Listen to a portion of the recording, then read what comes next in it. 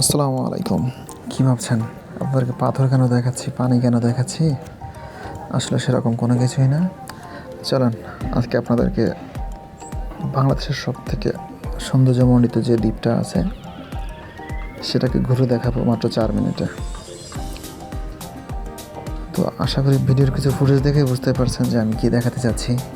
এটা হচ্ছে বাংলাদেশের most beautiful island Saint Martin দ্বীপ, যেখানে গড়ে প্রায় প্রত্যেক দিন 7 থেকে 8 হাজার দর্শনার্থী দেশের বিভিন্ন প্রান্ত থেকে, ইভেন বাইরের রাষ্ট্র থেকেও এখানে ঘুরতে আসে।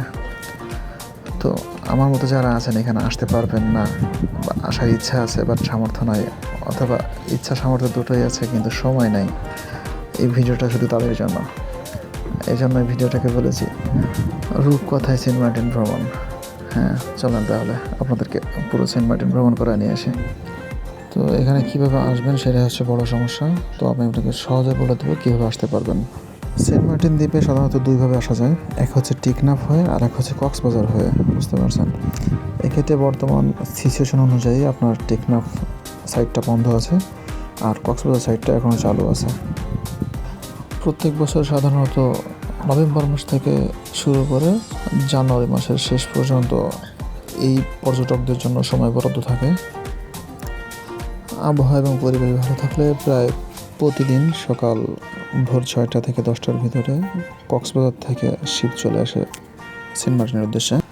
এখানে পৌঁছানোর পরপরই আপনি দেখতে পারবেন অনেকগুলা সতর্কবাণী, সেটা বাংলাদেশ কোস্টগার্ড, বাংলাদেশ নেভি থেকে, যে কী কাজগুলো আপনি করতে পারবেন, কী কাজগুলো আপনার করা ঠিক হবে না।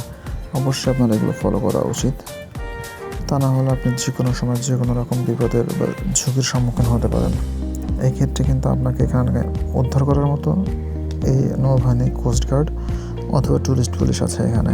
এছাড়া আর আদার্স কোনো ফোর্স বা সিভিল কোনো রকম ফোর্স আপনি পাবেন না। সেক্ষেত্রে উচিত হবে আপনাকে অবশ্যই এসব আইনগুলো মেনে চলা। পৌঁছানোর পরে এখন আপনার যা ইচ্ছা আপনি পৌঁছাতে তখন দেখবেন আপনার মন তার আগেই পৌঁছে গেছে। এত সুন্দর একটা জায়গা আসলে ঘরের ভিতর থেকে আপনি কখনোই বুঝতে পারবেন না এবং উপভোগ করতে পারবেন না।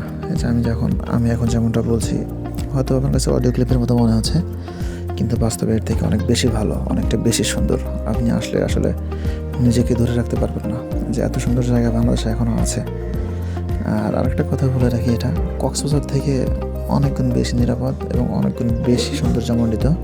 এখানে কক্সবাজারের মতো অতটা জনবসতি বা ঘনবসতি বলেন, অতটা জনবল নাই।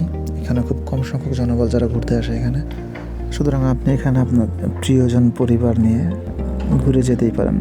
100% নিরাপদ এবং খুব সৌন্দর্যমণ্ডিত একটা জায়গা। আপনার মন অবশ্যই ভালো করে দেবে, সেটা আমার পক্ষ থেকে 100% গ্যারান্টি।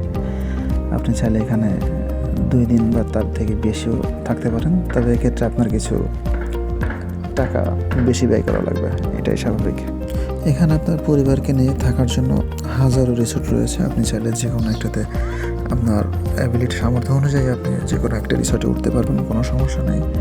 এবং রিসোর্ট থেকেই আপনি যে সমুদ্রের যে নীল জলরাশি সেটার ছোঁয়া আপনি অবশ্যই পাবেন। আপনি চাইলে কিন্তু আপনাদের বন্ধুদের নিয়ে এখানে যেখানে ইচ্ছা সেখানে ঘুরতে পারবেন, কোনো সমস্যা নাই। চাইলে আপনি বিচে ক্যাম্প করতে পারবেন, চাইলে আপনি স্কুবা ডাইভিং করতে পারবেন, চাইলে আপনার যেটা ইচ্ছা আপনি সেটাই করতে পারবেন। তবে ইলিগাল কোনো কিছু এখানে করা যাবে না।